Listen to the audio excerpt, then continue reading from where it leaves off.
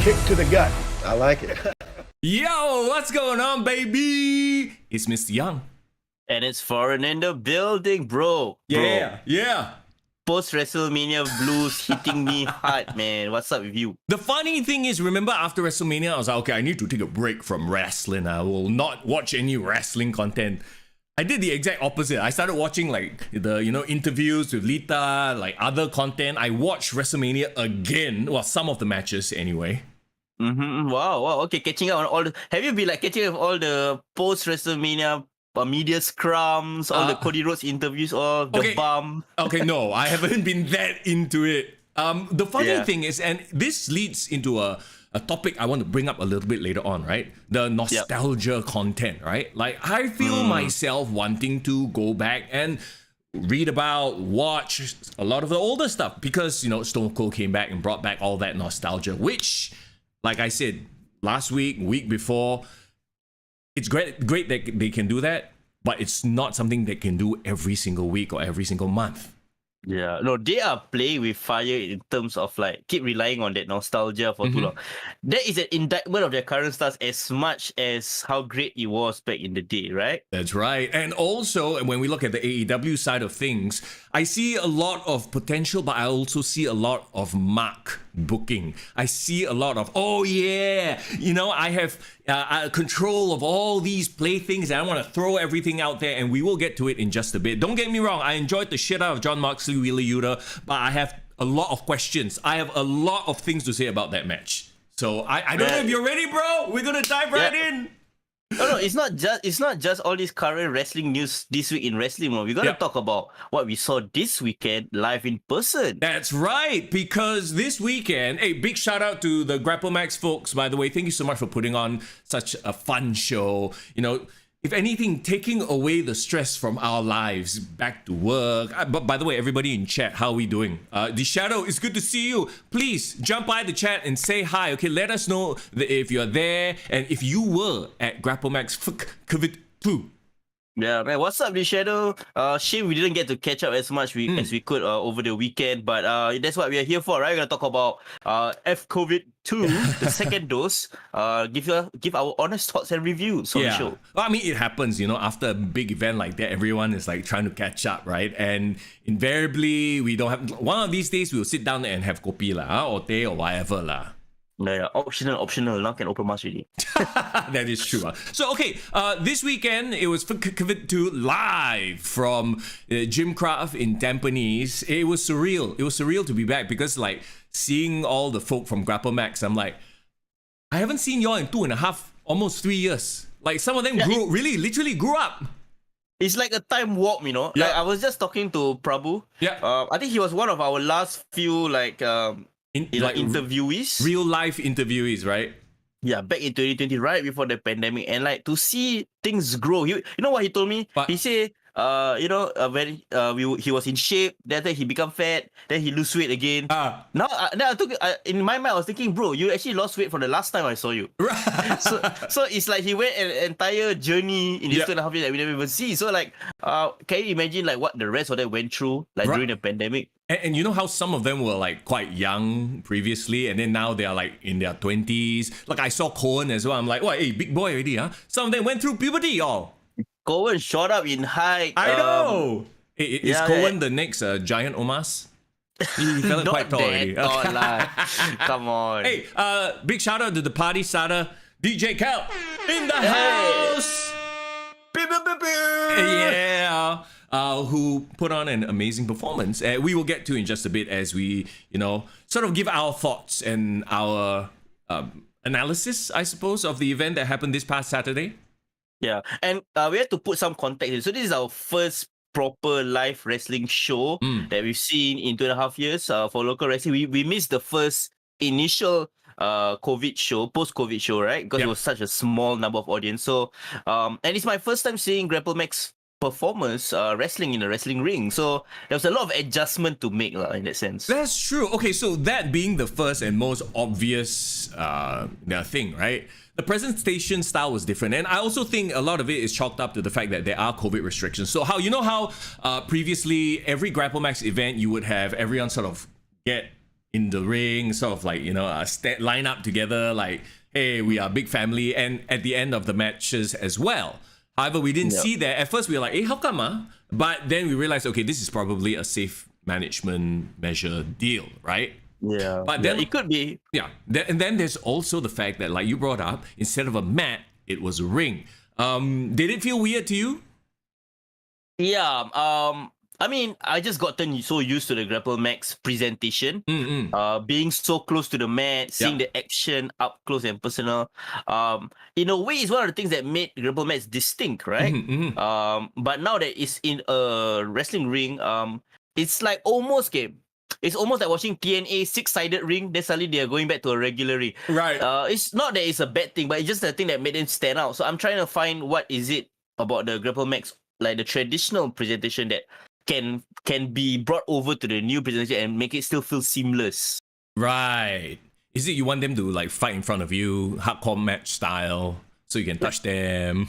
No. I do not want to like touch their sweat or what. No, not that. I'm just saying that the intimate setting. Maybe it could be something to do with the likes. It was a huge cavernous hall that they were wrestling in. So well, that's the thing. Like we went from the old Juchiet place, right, which was small and very intimate, to this huge area, and there was a lot of like echo because it was a huge area. And you can't pack this out, not at this point anyway, right? Because of COVID restrictions and whatnot. So it did feel a bit hollow. I know what you're saying. The sound affects everything. Sound like dissipates essentially. Yeah, maybe their intention, right? One day, right? They can actually have the wrestling ring in the middle of the hall and have all four sides like fully surrounded, like school assembly like that. Yes. Full attendance. Then that might be really, really awesome. But yeah, in the meantime, like it still takes some getting used to, essentially, in that sense. Be that as it may, though, it was like you got to give it up for the folk over at GrappleMAX, N-Boss, and the lot of them for putting together a card that. Well, that's why they always say cards subject to change, right? Yeah. I mean, we got to tell the story of like the amount of crazy last minute changes they had to do to put on their card. Yeah. But you know what? Like they pull it through, and for us, right, we are getting to witness like new talent coming through. It's almost like NXT level up, bro. Yeah, that's right. And especially with GrappleMAX, it's always interesting to see their new talent. Also to see whether their personalities shines through as well, because like the grading system and everything, right? You don't get to be sort of this flashy, outrageous character or / have costumes before you've passed a certain grade, correct? Yeah. So that's true. so if anything, it focuses me on like, okay, facial expressions, body expressions. Are you conveying the message of pain or joy, whatever it is? It's all acting. Like they're like legit actors, Yeah, of course they are. They are actors on steroids. No, sorry. I mean, when I say steroids, I mean metaphorically. They have to act over the top. Yeah, it's almost like theater for them. It's a theater. It's a theater performance, a physical theater. So let's jump right into the card. All right, first match, kicking things off hot. We got Julian and Joseph. I don't know if they should just call themselves J and J. Hey, J&J Security. J&J Security. Alamak. Seriously, Sarah, how you doing, by the way? Thanks for joining the chat. How are you? Thank you so much for being here on the live chat. By the way, if you're listening to this on the podcast, we do a live video stream of the podcast every single Monday, 12 noon. Come join in and, let us know what you think about the latest in wrestling, the topics we talk about, that kind of stuff. Okay, sorry for the sidetrack. Anyway, let's get back. Julian and Joseph, J&J versus Inglorious. Yes, Inglorious minus a certain Remus because he is on cameraman duty. So poor guy had to do like double duty lah. So let him relax a bit. Yeah. But it's nice to see Greg back in action and Boss starting off the show hot. Yep. And I think the star of this show. I mean, we got to talk about the performance of a certain legend kid. I mean, young upstart. Yes, young upstart indeed. So okay, I'm glad you brought that up because right off the bat, I think who really stood out to me was Hotshot Wilson. Like immediately, when we talk about body language, like everything he does screams, boo this man. Yeah. And you know what? It's a great 180 turnaround from the first time we met him when he was the Kwai babyface, right? That's right. The funny thing, right? I feel like it's almost bordering on he's too cool already. Like, you know, the cool bad guy, but, you know, not quite like that yet lah. But together with N-Boss, I mean, you can't go wrong with these two. And I don't know, okay, for J&J, I don't know how many matches they've had. Like, I'm not sure how many they've done for, like, you know, in the previous event and stuff like that. Do you know? No, I have no idea anything about them. But first of all, I was confused because I thought it was like a graduation tag team match, but I realized they don't do such thing. So I'm assuming that they have wrestled a couple of matches already. Yeah. In front of audiences. I like the ring gear on the. I don't know whether it's Joseph or Julian that had the Kurt Angle or Michael Cole ring gear, as I would call it. Yeah, more Michael Cole than Kurt Angle. So, okay, that was a bit of a head scratcher. So maybe one had leveled up already and the other one didn't. That's why the other one had to wear the t-shirt. Yeah. But I mean, anyone on GrappleMAX, can you guys give us more context on who they are? Because you're gonna be critiquing on their wrestling, but we do not know their stories or anything to do with that. So that would be great. Give us more context. Well, I don't know if we are in the position to critique, quote unquote, the wrestling itself, because I think as a match itself, it was fine, right? We started off with a bit of chain wrestling. We know the GrappleMAX folks love that kind of stuff. It was all good stuff, right? I just thought that maybe they could milk the crowd a little bit more, like sort of facially. I always bring this up because at the end of the day, right, like it's theater, and some of the best performers out there, you can tell a story without doing fancy moves, without doing freaking triple habaneros over the top rope, that kind of stuff. Right? Yeah, man. Yeah, speaking of theater, shout out to Prabhu. What's up, man? He said that Wilson is 97 HBK without the drug problems. Oh boy. Greg, what's hello, up? Greg. Yeah. Good to see you as well. Julian debuted at FKCVD 1. I assume that's what you're referencing and talking about. So very cool. Julian is probably the best grade 1 since Redact. Oh, Sean. Oh, dear. Who is since who? Since who? Don't want to say, huh? The one is Sean P. We'll get straight to you right after this. Yes. Smart Dave, it's good to see you as well. It's good to see the whole GrappleMAX gang here. Watching the live stream and everything. It's good to see you, and thanks for having us once again. So yeah, back to the match. Like I said, to me, the person who shined the most was Hotshot Wilson. I love his work. I can't wait to see more. Yeah, man. It's not just the moves. He took his time. He took his time to play to the crowd. He took his time to gesture here and there, try to get reactions. Yes. And with that heel work that he does, by the byproduct of it is like we just want to cheer the opposition. We just want to cheer Julian. We just want to cheer Joseph, and try to get them to overcome the two of them. So yeah, that was great heel work done by Wilson for sure. You had to drop the for sure, huh?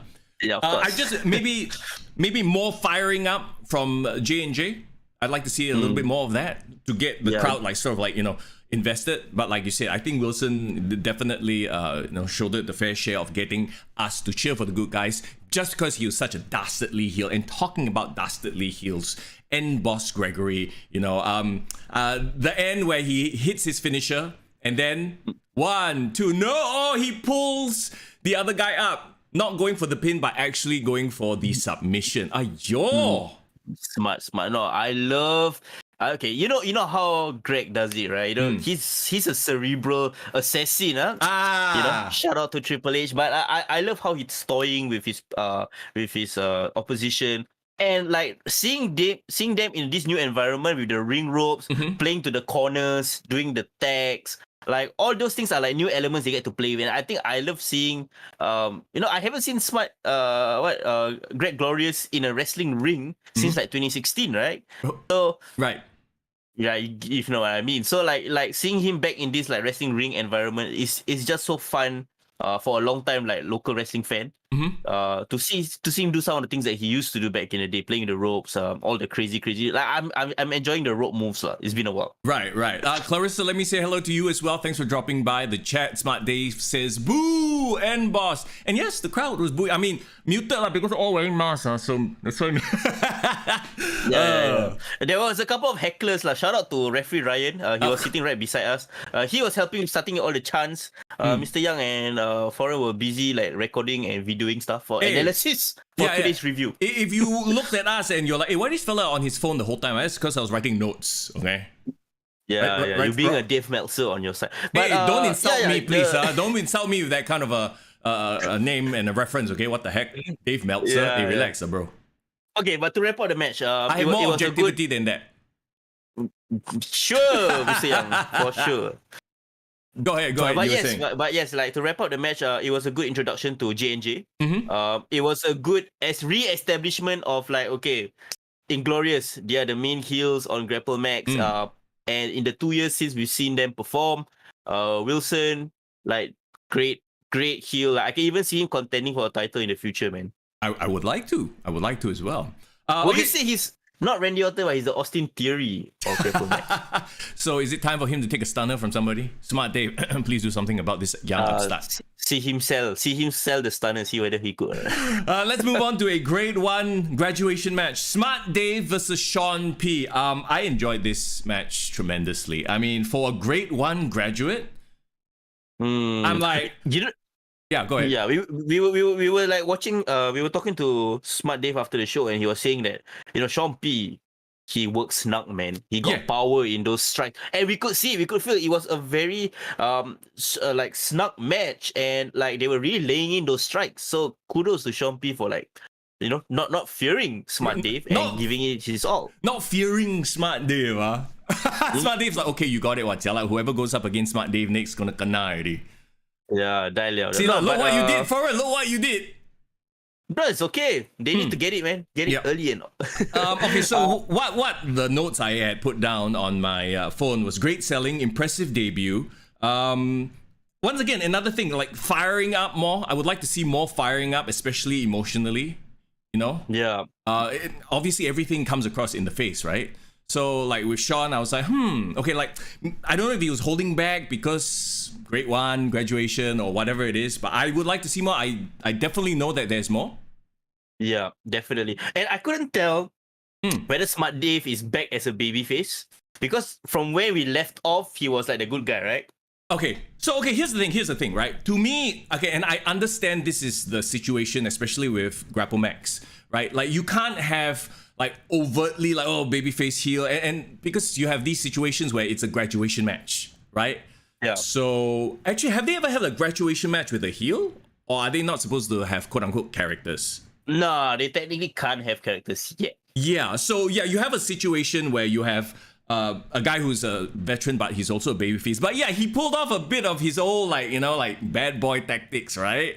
So that got me a bit like ooh, it kind of took me out of it for a second. Like I don't know what kind of a story you can tell if he were to play straight up babyface. Like maybe it could be you have to prove yourself to me, and maybe I'll play around with you first. Well, that sounded very wrong, by the way, because I'm the veteran and what you're doing is not effective. But then the the young graduating wrestler, all of a sudden, like, whoa, he starts becoming a threat. Whoa, I better take this seriously. Like, maybe that story could have been told.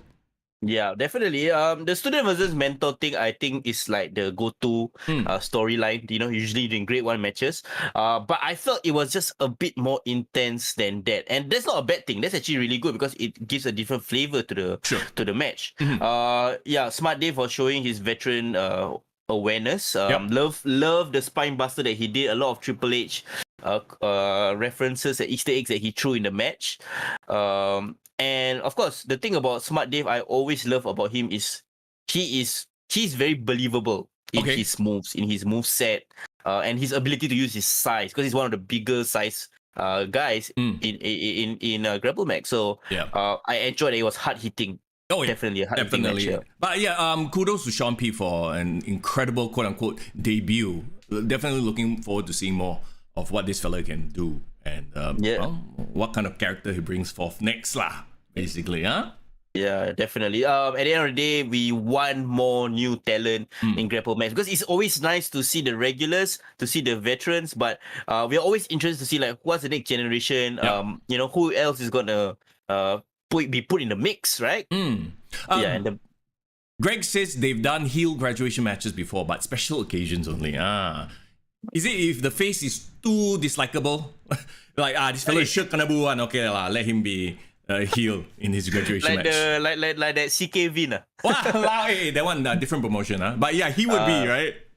Yeah. I mean, I get what you mean. Like you walk into the ring, you see the face, chibai face. Okay, never mind. Straight away, heel.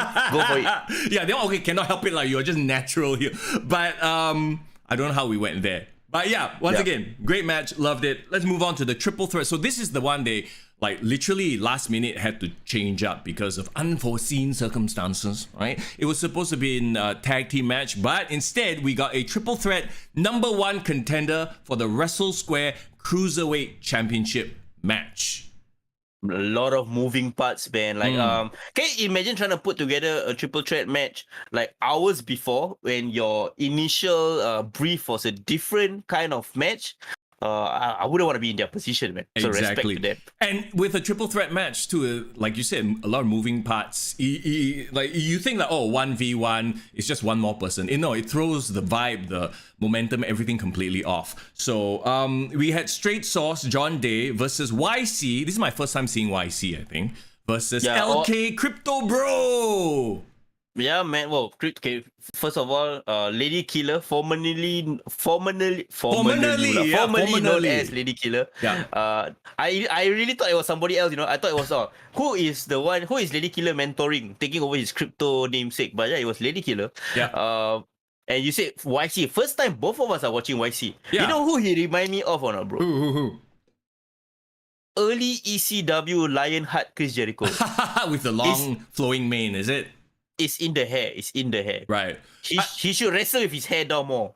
Well, I mean, maybe that's the whole process of him wrestling. He goes from bund up to the hair comes down. You see, you got to build towards these things, man.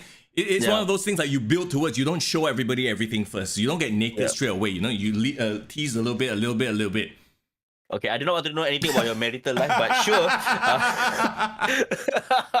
Okay, but this YC, right? I tell you, if he I know he was wearing his GrappleMAX white t-shirt, but if he was wearing spandex boots, take off his shirt, and wet his hair down, I tell you, he will look like Chris Jericho, bro. Okay, are you gonna ask him to dye his hair blonde next?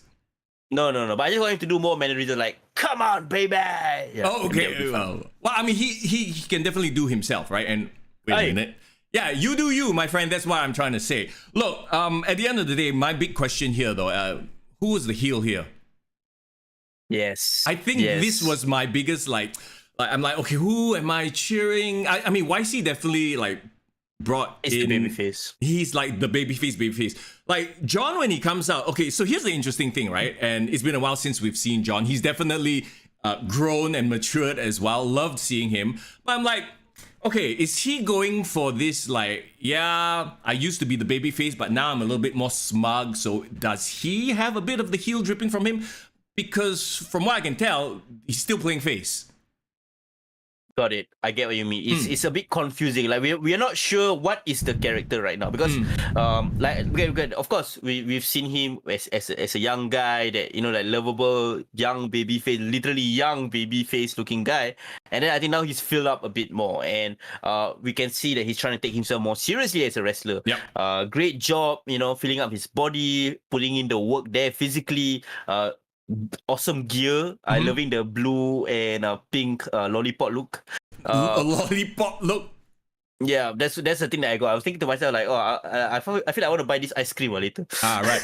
John is in the chat, by the way. John says my headphones are the same color as his gear. Hey, what's up, John? Just nice. You're talking about your match. Joseph, I see you as well. Dom, it's good to see you also. Smart Dave says COVID is the heel. That is smart. That is very smart, Dave. Yeah, well, there's a reason he's called Smart Dave, right? So, okay, coming back to the match. So, okay, my question is I don't know if you realize this, but John spent half the match, basically the front half of the match, out of the match. So it was very interesting. I was like, is he doing it on purpose? Is he doing it as a heel tactic? Or was he injured? Remember, I looked at you. I was like, hey, is he okay or not? So yeah. So I was a bit like, hey, what is going on? So are they playing into this thing where he is being sneaky by letting the other two beat each other up first? Even the crowd started going like, hey, John, get in the match, that kind of thing. Hey, John, you lepak outside too much, Hey, really, lepak one corner and all this, John? Yeah, no, you were right because when I saw YC was doing like a bunch of really awesome looking cannonball to the corner maneuvers, and I remember one where there was like both Lady Killer. Sorry, I'm used to Lady Killer. I'm so sorry, Dennis. Crypto bro. Yeah, Crypto Bro, LK. I see him and John like slump at the corner on the ground, and when YC did that crazy Kevin Owens like cannonball, it really hit John full in the face. So Yeah. I thought like, oh, is this guy not say concussed lah, but is he like kind of dizzy right now because he was like a bit off in some of the maneuvers? Maybe it's great selling, maybe. But like it got me like thinking like I'm a bit worried like, oh, what's going on, because it might have caused the match to fall apart, right? Right. Whatever the case may be, though, I enjoyed YC's fire. Every time he fired up, the hair comes out. He does the hair spin thing. The hair spin was dope. Yeah, that pops the crowd. The crowd loves that shit. So yeah, John won with the Indian Deathlock. A bit sudden, I will say. Like it just kind of came out of nowhere. I remember both of us going like, "Hey, what? The match is over." It was an Indian Deathlock, right? Yeah, I think it was Indian Deathlock, correct. The thing I like about John's offense right towards the end, right, I could see that he is starting to like string together a couple of very recognizable movesets. Like he was not afraid to like like do his sequence or even, because before that I really didn't know what is his wrestling style. Oh, you mean his 5 moves of doom? Kind of, he kind of had concocted his 5 moves of doom. And yeah, he's very getting smoother in the ring, definitely. And almost trying to be a ring general. Like he has that confidence in him to try to lead a match. Right. You know, as opposed to how he was when he's always surrounded by, more experienced people. He's getting saucier now. Is that what you're saying? It must be the straight sauce lah. Huh? Yeah. Do you enjoy the sauce? The raw sauce. Well, I'm straight, so no. So I'm no straight sauce there. But Bro, what do you think? Hey, I am enjoying the sauce, okay? I just need to know. Are we supposed to be booing this man? Are we cheering this man? Yeah. So maybe he need to establish what is his character too much, okay? Because don't do an AEW where you want to be like a heel but somehow everything must be cool.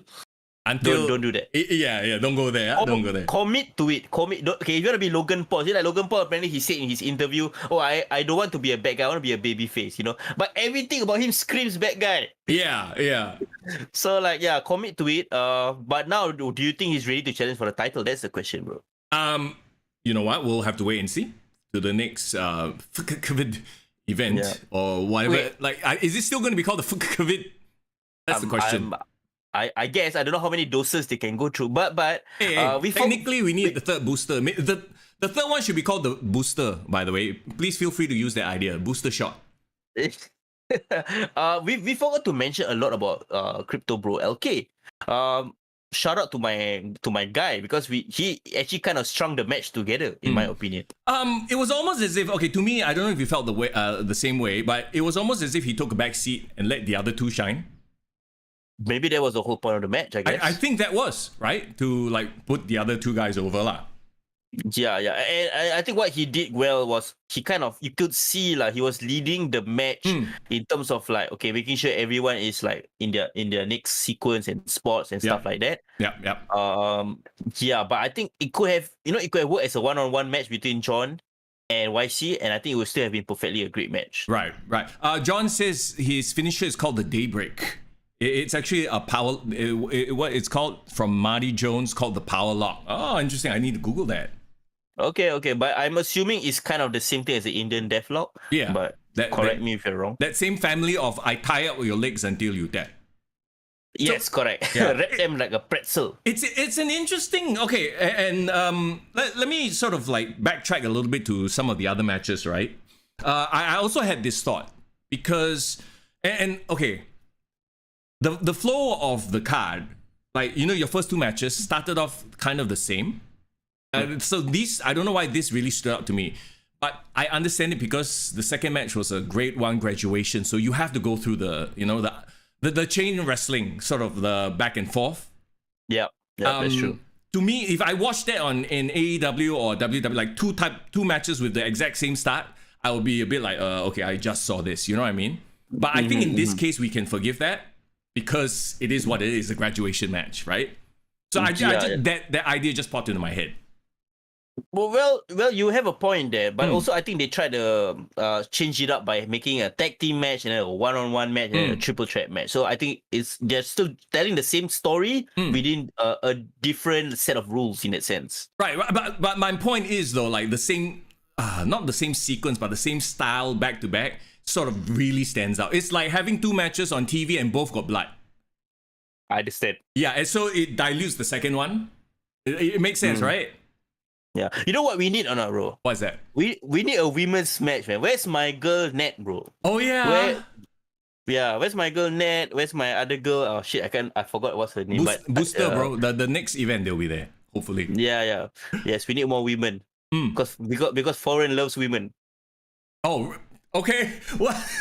Loves women wrestling, bro. I'm supportive of women wrestling. Women's wrestling. Clap, clap, clap, clap, clap. Okay, so the title match. That's gonna be an interesting one. John, who is like, you know, remember, like, we just talking about how we are not quite sure if he's a good guy, bad guy, that sort of thing. He's going up against someone who's straight up a heel through and through. Yeah, we have no problem acknowledging that Showtime is the heel. Yeah, so it's interesting to me, lah. So, like, to me, this brings up a situation of, okay, are we sort of teetering that line now with John of he's becoming too confident to the, I mean, do you know what I'm saying? Like, almost like The Rock. You know who she reminds me of or not, bro? Who? Jason Jordan, bro. Jeez, what the? Okay, Do you remember Jason Jordan or not? His storyline at that point in time. Yeah. He was supposed to be Kurt Angle's son, remember? Oh, but the crowd was booing him even though he was like supposed to be this babyface, right? Yeah, because he was playing up too straight as this confident babyface, and he got to a point where even Seth Rollins was his partner, but they're like, oh, you're getting too cocky for your own good. He was about to turn heel. So I think he's like kind of towing that line in a way. Yeah. So, well, I mean, if anything, it makes it more interesting to, you know, like go to the next show and see, okay, what's going on? Is he really going down this path, or is he just gonna, you know, pull away from there and, you know, go back to his babyface quote unquote roots, lah? Okay, let's move on. I'm sad though. Like, I personally was looking forward to see Showtime performing. I got a stake in Showtime. You know, I'm part of his empire in a way. Wink, wink, wink, wink. So the intro, the entrance music, right? I hope I get to see him, or I hope we get to see each other. You know. To make that memorable, unforgettable entrance happen live. So when are you gonna perform the entrance live? Whenever Showtime gives me a call, Foreign's always here, man. Just waiting for the call. You know how like WrestleMania, they have those entrances where they get the artists to perform live? Bro. Yeah. Maybe the next Marina Bay Slam, whenever that might happen. Hey, you know what's crazy? What's that? I realized, right? Yeah, this is going back to WrestleMania. You know, the Kingdom song? Yeah. I always wonder like whether like the band, the Downstate, have performed it live before. They have, you know, they have performed Cody Rhodes' entrance live for him to go out where he's going in to do his entrance. You go watch it back. It was Revolution 2020 in his match against MJF. It was shit, yeah. It was like, what's up? It was so bad.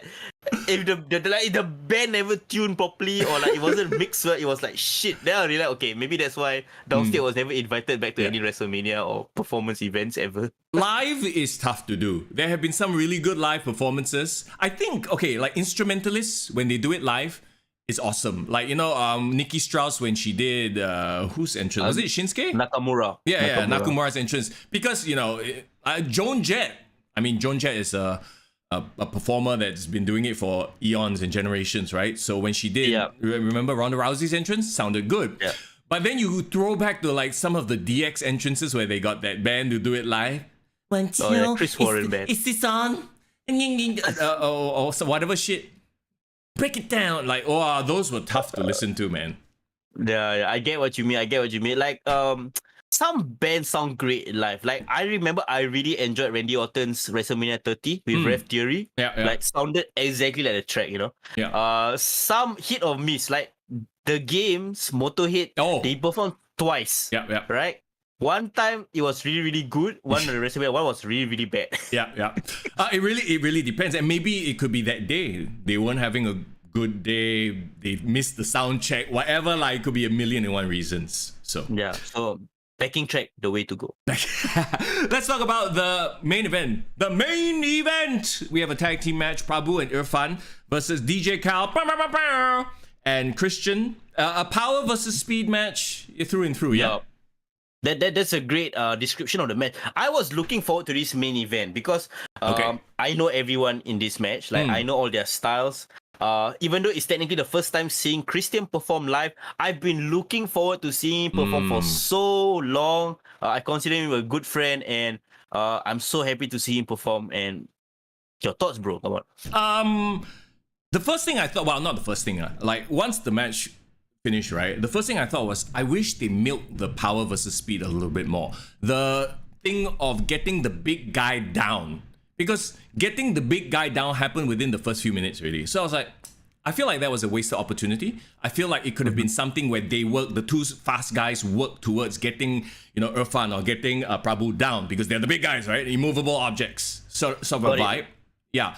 Make it a bigger occasion that they get to knock them off their feet, lah. Yeah. And like they have to do tag team moves to get Bulldozer down, for example, Like, and that's the only way they can get them down. And then after that, transition from there so that you build that crowd energy to when finally they get them down, it's like, wow. So I wish I saw a little bit of that in there. Yeah. I mean, it's a great point that you brought up. I thought it was a well-worked tag team match.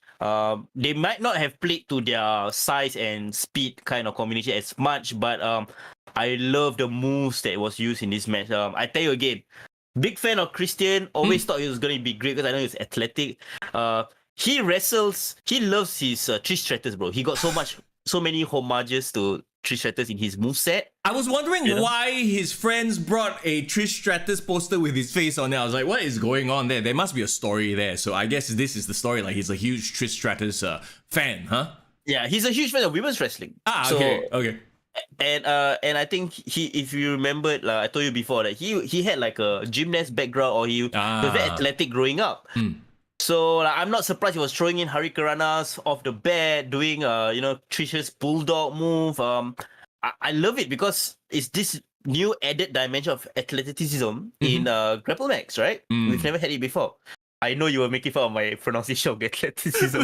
very hard, bro. I think you added an extra inside. Athleticism.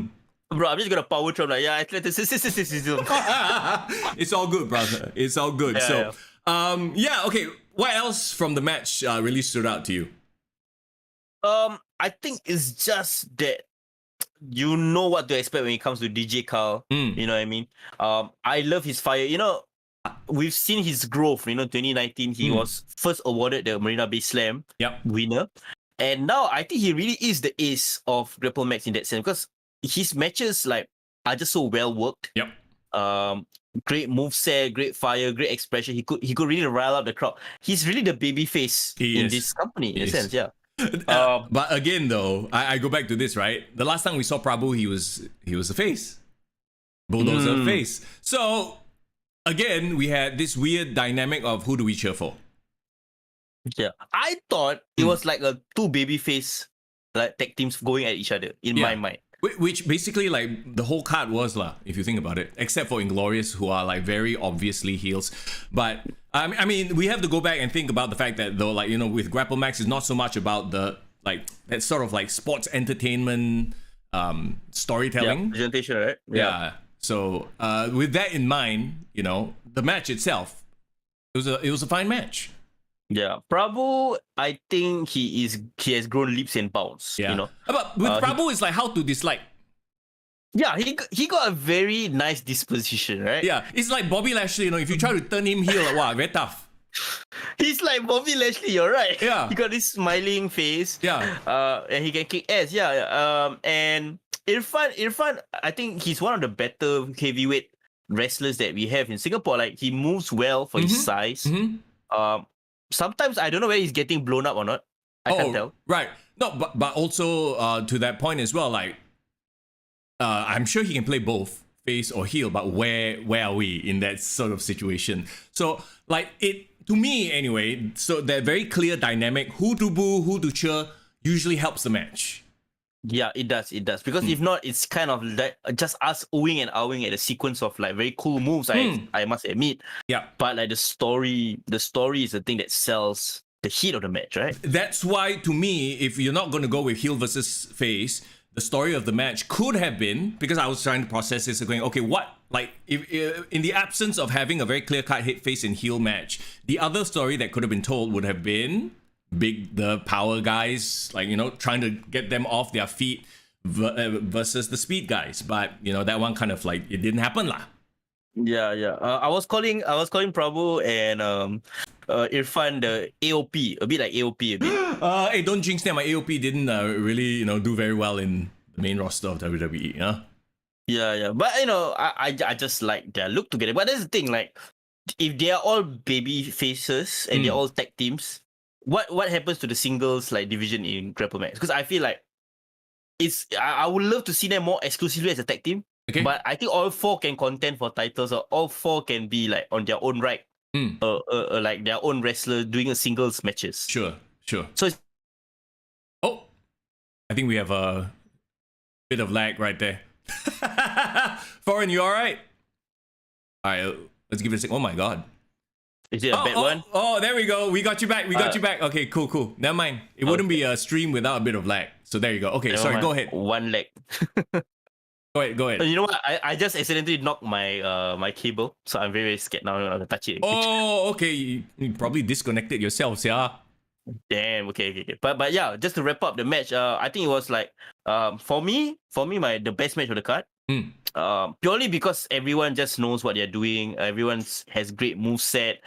From an entertainment standpoint, like I could sit back and just enjoy watching these four wrestle. And I think it's a great kudos to Christian and Prabhu, because they have managed to elevate themselves to this level where they can have themselves a great match. So that would be your pick of the night lah, the match of the night.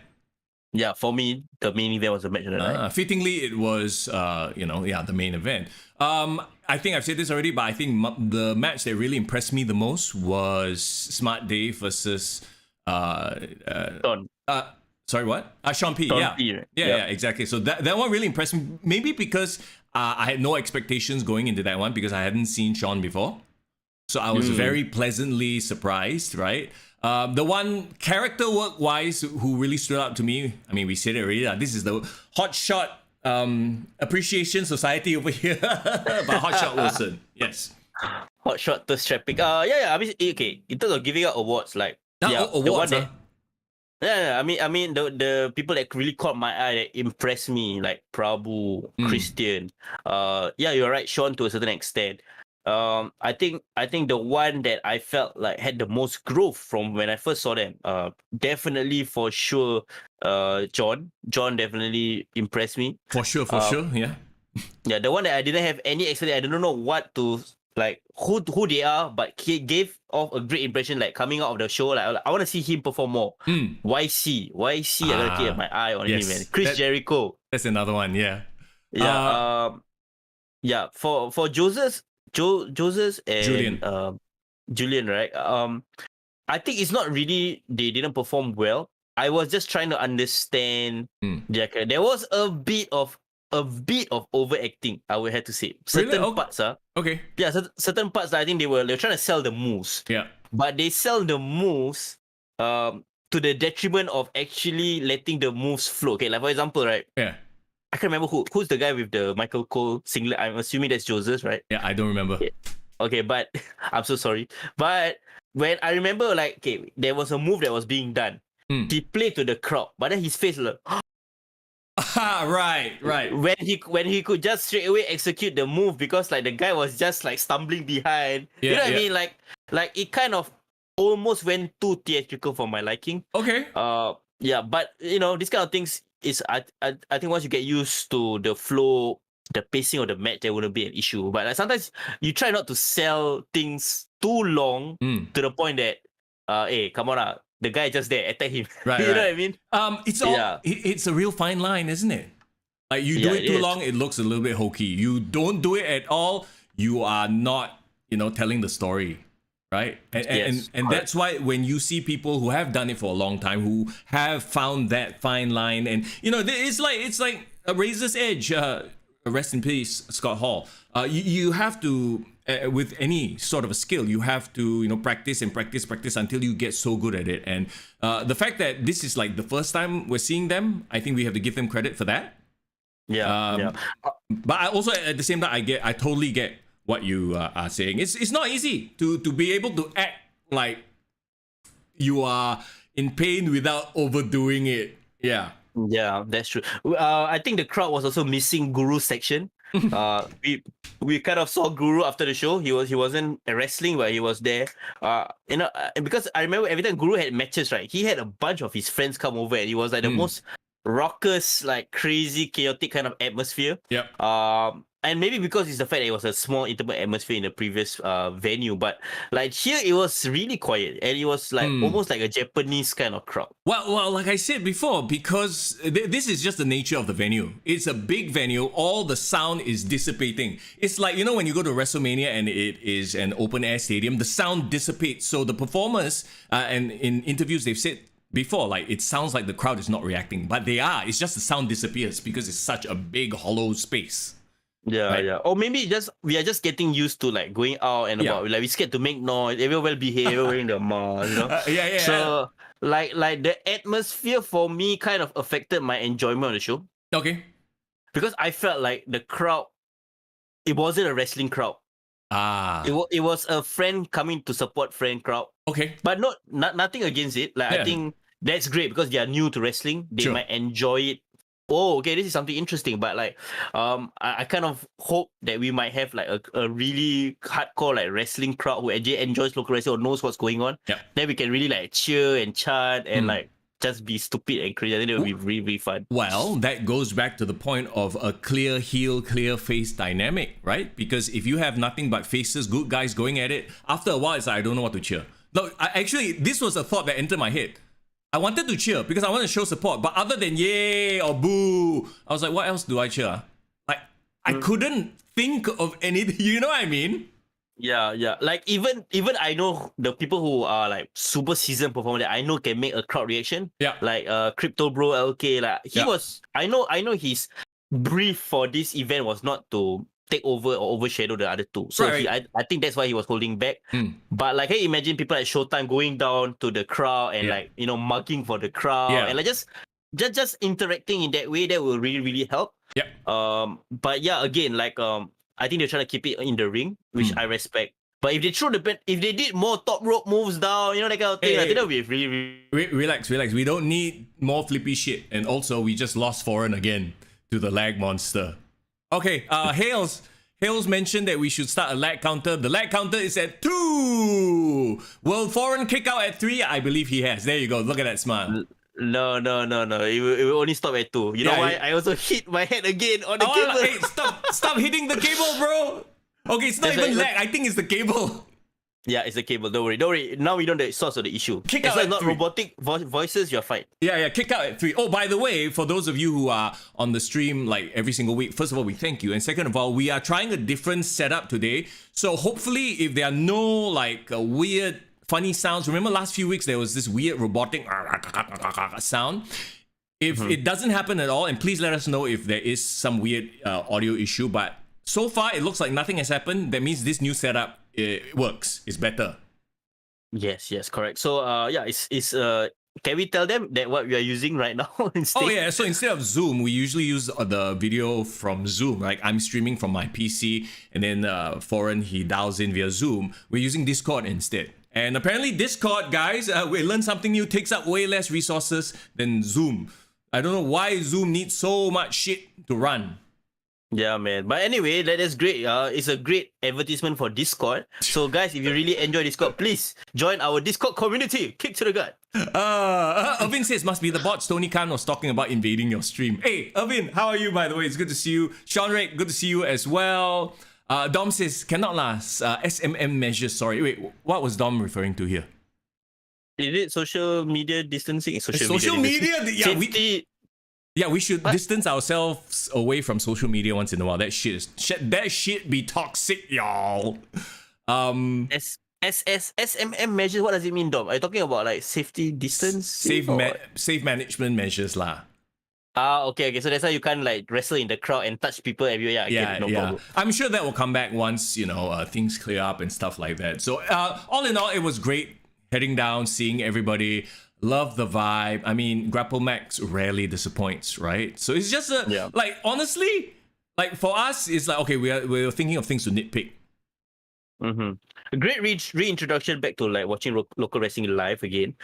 From what I hear, this is gonna be a monthly thing. Yeah, So wow. that'll be awesome. So we're looking forward to like more regular wrestling shows. I think we just need to get back in the momentum of it, lah. Oh, Dom was referring to top rope and interacting with the audience. See, also, let me bring that back. We don't need like a billion top rope flippy shit bullshit. Like, stay away from that. Stick to the basics. Good old pro wrestling. You know, Mister Young is no fan of the Young Bucks and their flippy shit. No. Foreign loves good solid wrestling. Like if you can give me like a CM Punk, Bryan Danielson type of technical match, storytelling. Okay, no blood, I'm no happy. blood, no blood. No blood needed, man. No blood needed. So like overall, I enjoyed myself. It was a great way to come back to watch GrappleMAX, and I do hope to see everyone that we miss today or this past weekend because of like COVID or whatever health issues or what. Like I hope they return and we can have like a full-fledged cut. Well, akan datang, go and if you weren't there at the event, they did mention, GrappleMAX did, that is, that there will be another event come May. Okay, this is going to be interesting. We'll wait for more details to be announced, but yeah, watch the space. Go check out GrappleMAX on Instagram and Facebook. Go follow them if you haven't already. Let's support local wrestling. Let's go! Yeah, man. Guys, please, at the end of the day, I think they need your fan support more. Get the community, get like the whole industry back on track. Come and support your wrestling shows. We'll hopefully we can get to review all of them. And can't wait to see more new stars being built in I've GrappleMAX. heard a lot about the next event. Well, okay, just a little bit, but I'm definitely very excited to go down and have a bit of fun. Looking forward to it. Yeah, at a different venue and everything. Okay. That being said, let's talk about, and I love how you talked about just now the blood stuff, right? Because I want to bring this up. I know the internet is like, yo, Wheeler Yuta is a star. Look at him bleed like a stuck pig. Yeah, John Moxley made him a star. 6-star match, even though it wasn't in the Tokyo Dome. I finally watched that match. Right, after all this, and maybe it was because the expectation got pulled up so high, right? But as I watched it, I was like, okay, I don't hate the match. I enjoyed the match, but it's Wheeler Yuta. I'm sorry, but you could have made him, and we're moving on to the North American pro wrestling scene now, right? Like, there's such a thing as too much of a good thing. You get the law of diminishing returns. We just saw CM Punk and MJF bloody. Is Wheeler Yuta on their level? I don't think so. And next week, what are we going to see? Texas Deathmatch. Guess who's going to bleed all over the place? Probably your world champion and Adam Cole, correct? So why are you having Wheeler Yuta diminish the effect of blood by having him get the Crimson Mask? To me, I was like, I hated it because of that. Because of the fact that he gave blood too much. Yeah. We don't have enough spare canvases for blood, says GrappleMAX. Good. Save yourself. But you get where I'm coming from here, right? Yeah, I do. I get it. That's the thing. Wheeler Yuta, for me, this whole storyline just came out of nowhere. Sure. It's not as if like he was building like great matches, like Like maybe he was wrestling well, but he was kind of forgetful. I don't know anything about his character. Yeah, exactly. Well, he's trying to prove himself. I get it, right? Like, and distancing himself away from the best friends. They have friction because he wants to prove himself. Blah blah blah. Irvin says AEW cannot help themselves. Yeah, that's why I go back to my point earlier of Tony Khan with his box of toys. It's like playing GM mode and every match table match, every match hell in a cell. Yeah. It makes it so that the next match and the next week and the next last week we saw him bleed already. What, this week another bloody match? Yeah. So what, are you gonna have somebody decapitated next? It is the same logic as the Young Bucks problem that they had If every match they have is like multiple flips, then the next week you're gonna expect more. But they can't deliver more without killing themselves. You know, I would argue that the thing that make Attitude Era work, right? Even though they had a silly ton of gimmick matches and you know crazy shit that they go every day, but I think that made it work wasn't the matches. It was the fact that it was the characters were super entertaining, so you can put them in any kind of environment. You will still want to watch, still want to support. Well, okay. Right? Think back when you go back to that WrestleMania where Stone Cold bled all over while in WrestleMania 13, right, versus Bret Hart. That stood out because nobody else bled, and it was rare. When Shawn Michaels had a crimson mask, it was rare. Now every week got somebody bleeding. Oh, okay, it's just another week in AEW. Like, yeah, that's the thing. I want to bring up a point that Jim Cornette said. Like he said that for night one, do you know what made it great? What? When Stone Cold started fighting with Kevin Owens outside the arena or into the audience, that was the first time they left the ring in the entire night, like of all the matches. How much you want to bet Stone Cold probably said, okay, we are going to go out and we are going to brawl. So let's not have all that bullshit before, because when we do it, it has to be special. This is the main event, so everybody can keep their shit in the ring. So that when we do it, it's special. Yeah, exactly. That's the point I'm trying to make. And I'm covering for Mister Young while he's excuse me, I had to sneeze. But yes. The point I'm trying to make is, if you want to make this special, you gotta spread it out, and you can't put everything into one night. You know, to me, right, a 6-man tag is a stipulation. Yeah. It is a stipulation. So, like, don't tell me you can have 4 tag team matches on Dynamite and a 6-man tag, and it's no, we're not using any gimmicks. It is a gimmick. Yeah. See, that's the problem with AEW. They can't help themselves. They want to throw everything out there. Everybody gets to do their own thing. Like, okay, on the positive note, like I said, great performance, star-making performance. We'll have to wait and see how they handle him. Can you imagine if this happens and then the next few weeks he just goes back to hanging out with the best friends? I wouldn't put it past AEW, but we'll have to wait and see. Reserve judgment on that, right? Yeah. Okay, I do not know anything about Wheeler Yuta at all. But from the way he carries himself, from the way he shows a lot of fire. And he's young. He's 24, 25 only, bro. Doesn't he look like Steve Blackman? A bit his hairstyle. Oh, shit. Yeah. No, he look like who? He look like Steve Aoki's younger brother. Cleaned up version of Steve Aoki, huh? Yeah, a bit of like the ABC American Born Chinese kind of vibe. You know, he can be a likable star. Like, you know what? AEW doesn't have an Asian star right now. Could be. At all. Like, no Sima, no young, strong heart. So, like, there's no like a male Asian star. Don't only talk about Shida all lah. Yeah. So he does have a potential, but I want to know what is his story. You know what? I'm more interested in Lacey Evans than Wheeler Yuta right now. Did you see Lacey Evans promo on SmackDown? I did, and we will get to that in just a bit. But just to put a bow on it, right? Like, everyone was going off on how great the match was. It's like, it's Mark thinking lah. Mark mentality. Oh my god, yeah, he's the next star. You just watch in a few weeks whether they drop the ball completely. And you've just heard your Texas death match next week, because I guarantee you somebody's going to bleed and it'll lessen the impact because Wheeler Yuta bled on a Friday night. We just saw a Texas death match with Lance Archer and Hangman Page a few months ago. Is he the Texas deathmatch guy now? Like, he's a cowboy, so he does Texas death matches. Also, he comes out in a Tesla with horns. The fuck is that?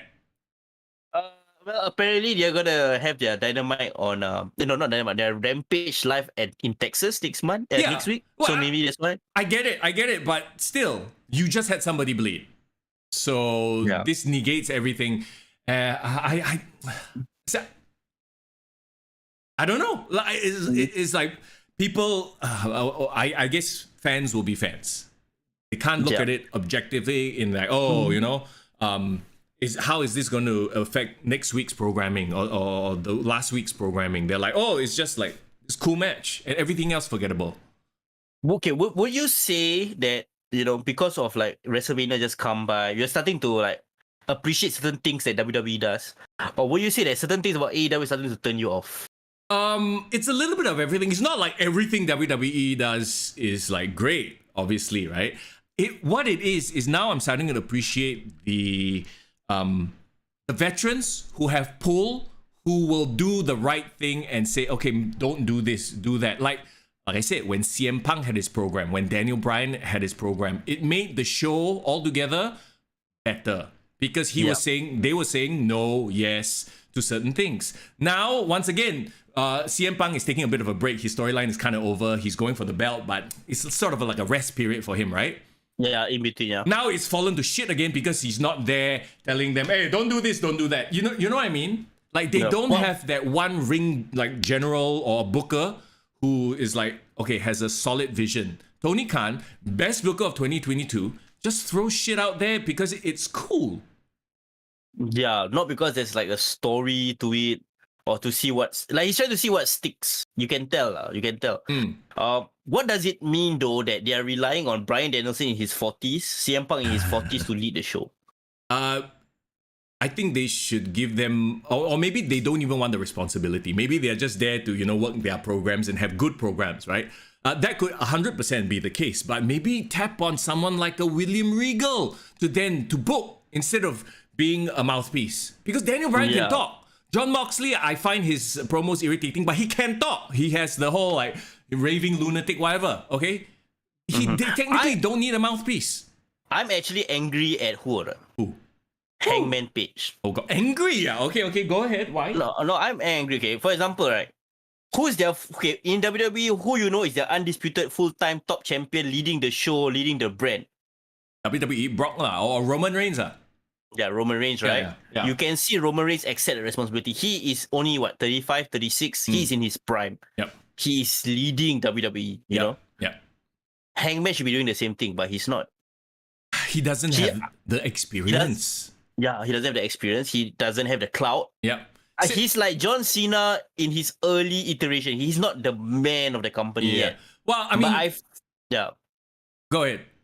No, I because I was thinking, right? I was comparing his reigns to like even John Moxley and Kenny Omega. Kenny Omega ran the show. You could tell Kenny Omega, like, he made the show about him. Yeah. I don't know whether Hangman is just too nice or like he's just listening to instruction, but he's not grab the competition by your throat and squeeze the life of the competition. I don't see that. Yeah. I am gonna lead this brand. I'm gonna make it the best brand ever. Like he's just, let's be nice. You know what I mean? You know what I mean? Yeah. I know what you mean. I mean, that's not necessarily his fault too, I guess. Like, to me, the quote unquote issue here is booking.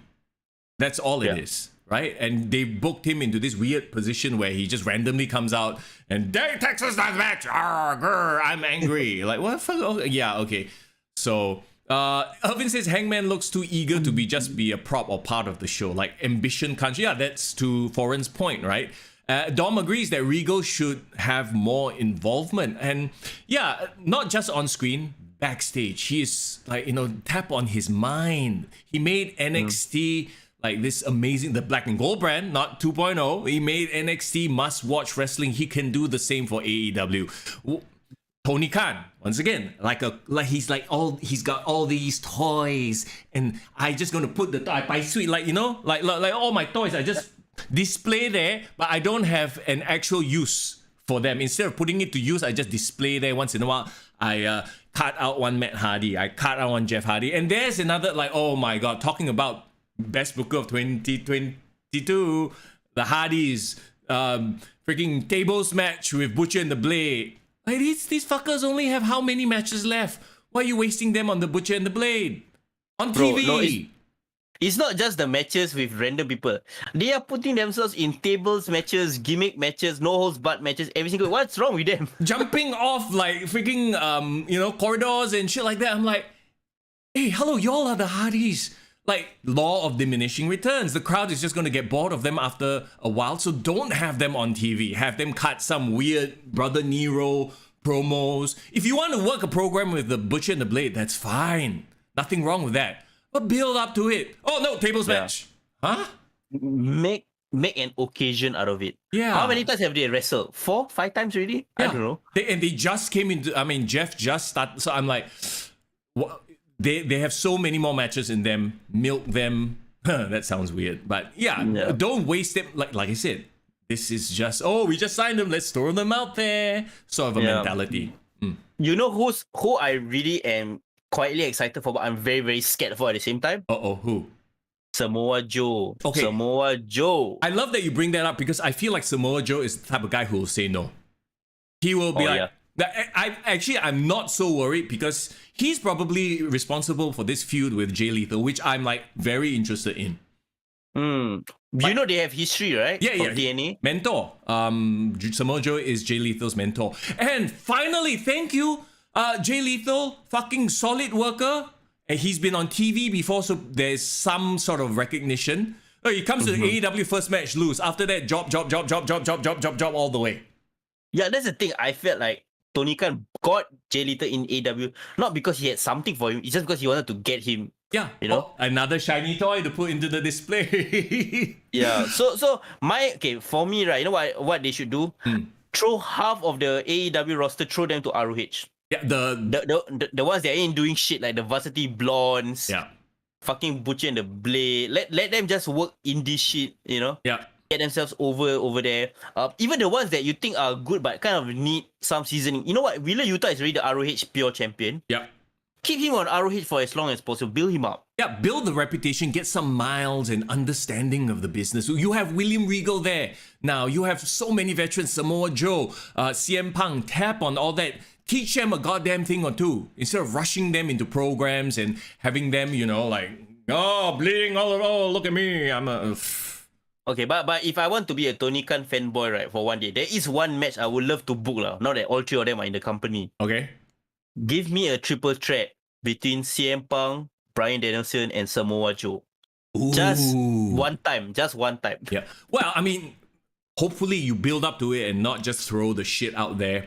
Dom says Suzuki Joe match, no build up. Okay, to be fair, it's probably because they only can get Minoru Suzuki for one night. So they're like, okay, come on, have a match with Samoa Joe. And I know, didn't we put up a poll on the Insta stories as well? Like, how hyped are you? I don't know if you saw my response. I saw. Fucking zero. I was like... Well, tell me that. Tell me why, bro. I watched it. Okay, first of all, Suzuki, if you have never watched New Japan before, let's say I've only watched North American pro wrestling, right? Every single appearance he's made on AEW thus far have been shit. He's had matches with John Moxley that were like fake punch fest. I elbow you, you elbow. Thank God there was none of this at GrappleMAX, by the way. I have to say kudos. There was no fake bullshit like I punch you, you punch me sort of a deal. Like, oh come, none of that shit because I cannot stand that. This is a performance of a fight, and that shit takes me out of the whole performance of a fight. This is not a fight anymore if I'm just standing there like you hit me. Yeah, I agree. But Minoru Suzuki apparently is the ROH Television Championship. Yes. The television title champion. So, is Samoa Joe gonna win back titles nowadays or what? What's going on? And if he wins, does it mean that he's gonna bounce between ROH and AEW? Or is he gonna go to ROH? Yeah. I believe he will be doing both because his official re-debut was in ROH. Yeah. Irvin brings up a good point, and I was talking to somebody about it after the GrappleMAX event. Suzuki feels like a Goldberg coming back for a payday. He's way past his prime. He shouldn't be there. Everything he does now diminishes his legacy. He's in his 50s already, right? Yeah. So it feels like, he's back because he got the name, like Austin comes back. But it's like Austin came back once for WrestleMania and that's it. It felt amazing and fucking spine-tingling. I had the chills when he stunned Vince in the ugliest looking stunner in the world because he only did that once in don't know how many years. He's not like he's coming back every other month. Suzuki, we've seen him several times and his performances have been going downhill. So I know people are like, oh my God, Suzuki versus Joe. But in my heart, I'm like, this is not going to look good. Yeah. I mean, unless Samoa Joe just kills him lah. Wow. I'm sure he respects him as well. So they're going to sell for each other. Yeah. Yeah. My fear is right. Samoa Joe looked good in his match with Max Caster. Don't get me wrong. Yeah. It's great seeing him back in the ring, but Mm. we know he has a history of being injury prone, Mm. right? And we have to admit he's kind of way past his prime. Yeah. So I'm just wondering what can Samoa Joe offer right now? Is he trying to go for the title? Can he still keep up being a champion in AEW? I think he can, but for a short window. If anything, promos. Just keep him doing promos. Maybe get him on commentary once his career is over or once he really decides to hang it up, right? He can help mentor the young guys in doing promos. You know which rivalry we need to see him with, right? What? Who? Samoa Joe and MJF. Oh my god, the promos would be amazing. No, not just that. Remember that one meme where he pushed MJF out as a security guy? Yeah. Hey, they're gonna bring that back up. They need to recreate that is what they need to do. Yeah, I think that would be amazing. But so that's my whole thing lah with like AEW. Even though people are jumping up and down about these matches, I was like, really? Is it because of just y'all bunch of marks or what? I think they need to start making some wrestlers brand exclusive. Oh, between Dynamite and Rampage? Their roster is too loaded, man. Yeah. They need to start like delineating. All right, you guys ROH, you guys AEW main roster. Yeah, even you guys Dynamite, you guys Rampage. Right. There you go. This brings me to another thought that I had. Of course, the best thoughts come when you're taking a shit. So okay, sure. And I've been thinking about it quite a bit because right now I feel like pro wrestling as an art form, obviously it's not the heights it was back in the Attitude Era. Back in the Attitude Era, like a random person on the street might know Sakiet, might know Steve Austin, might know The Rock, right? But now, I think most people don't. Like I feel like the wrestling fans, the audience is way smaller than it was. So I was thinking to myself, so that means, what WWE is trying to do? They are getting people from outside. Logan Paul, your Pat McAfee, your Johnny Knoxville. I will say this. If let's say WWE all of a sudden they completely bankrupt, gone, disappear, I think AEW would follow as well. So we think of them as competing, right? Even though that's not really true. But AEW needs WWE to succeed. Because AEW only caters to us, the hardcore pro wrestling fans.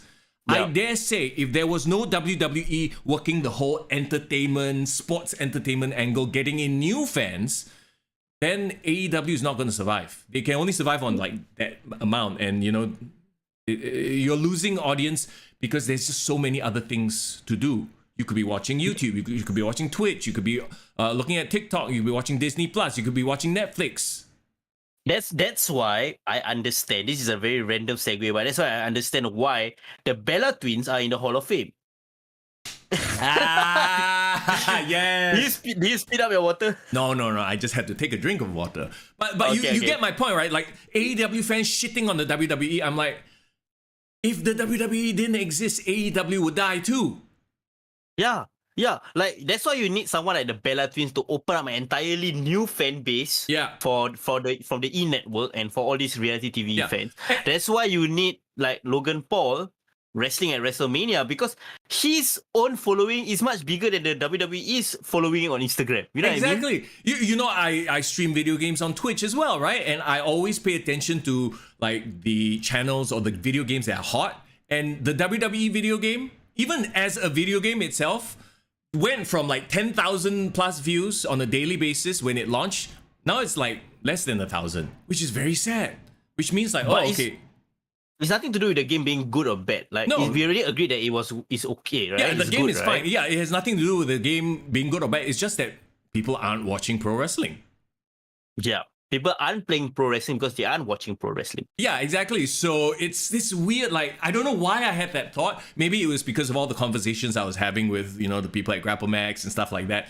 But it's funny to me lah that AEW fans, especially the diehards, are like, fuck you WWE. It's like, no.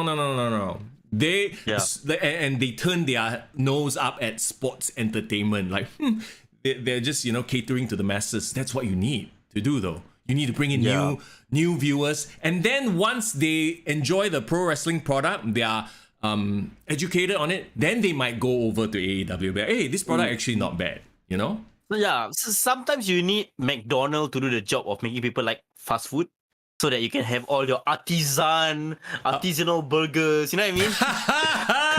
Yeah, and once in a while you enjoy McDonald's. Do you not?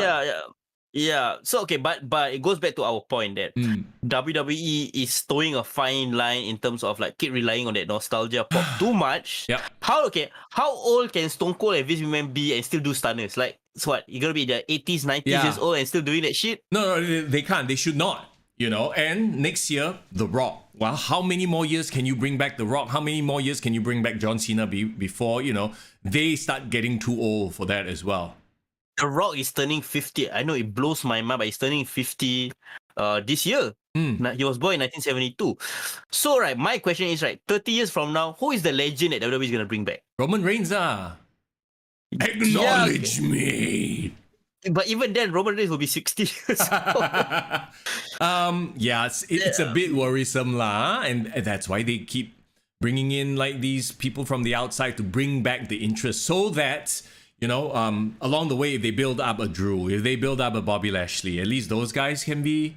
But yeah, we're definitely hitting this weird period. Like, I mean, when we look back, I'm sure there'll be people we go like, oh yeah, that person, like Becky Lynch, Seth Rollins, you know, they really stood out.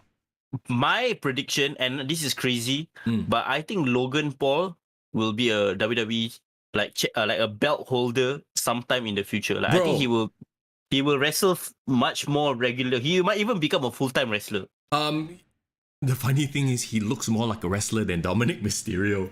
Yeah, that's the point. That's the thing. I'm like, Logan Paul, he can wrestle, he's athletic, he looks the part. But okay, wait, hold on.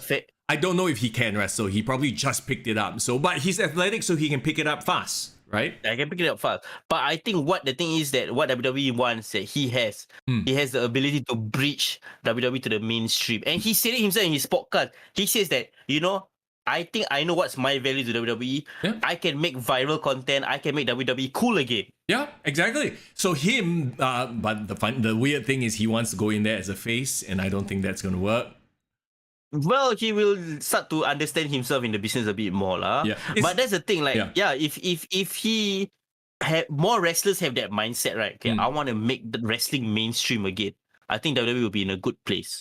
It's this weird dichotomy of the artist who wants to do it for the sake of the art, like, you know, a lot of the CM Punks, versus the let's make this mainstream, let's make this as understandable and palatable. Like I know Jim Cornette shat all over the Sami Zayn Johnny Knoxville match. It was I read an article, he said it was embarrassment to the business, stuff like that. I'm like, I get it, but also you kind of have to do it. Like, it got eyeballs, right? It got eyeballs. A fan base. And the thing is, Johnny Knoxville's match was covered in entertainment outlets that will never cover wrestling. Exactly. So, I mean, you know, Sami Zayn, probably his stock rose as well because of this. Yeah. Irvin says apparently The Rock wants to cross-promote XFL since he's the new owner. Why not? I mean, Vince used to own that. Bro, cross-promote the shit. Wrestling needs to be in every... Like, you know, okay, the best guy, I think the king of cross-promotion, Snoop Dogg. Learn from Snoop Dogg's career, bro. Snoop Dogg has appeared, I swear to God, in a Bollywood movie. And he has appeared in a Mexican telenovela. Right. And he's like got his own alcohol line. He's got weed. He's showed up with Martha Stewart. Like, he's everywhere. You want to know something even random? Do you know that across the border, Johor has their own football team that is run by the Sultan, JDT, right? Okay. You know Snoop Dogg appeared on JDT. Apparently, he did a song for them. For what? What? No, I swear. So Snoop Dogg collaborate with Joe Flizzo. They did a rap song as like a you know, like hype song for JDT. So they played the song during their home matches. Wow. And somehow I think they did it through Universal Malaysia they through their family, right? But they actually got Snoop Dogg to appear in a music video, wear a JDT t-shirt, and rap about the Sultan and your highness and all that kind of shit, promoting football. And you know for a fact, since Snoop Dogg know about football. Yeah, he don't know shit. He know American football. That's about it. Yeah, so that's the point I'm trying to make. Is like WWE just needs to just do anything. Like, but one thing I have to respect, WWE embraces social media much more than any other company, Yeah. any other sports entity. So you know that social media game is strong, Oh, but their mainstream game. To AEW's credit, their social media game is strong as well. They jump on memes, they jump on what's cool and hype all the time. But yes, to your point as well, WWE's mainstream celebrity sort of let's make this draw like they are entertainment lah. So going back to the whole idea of they see themselves as an entertainment outlet and not so much a pro wrestling outlet. Yeah, you know what? I think right, Jade Cargill, bro. Okay. Jade Cargill has the potential to be a mainstream star. Can you see somebody like Jade Cargill walking to the Grammys? I think I can.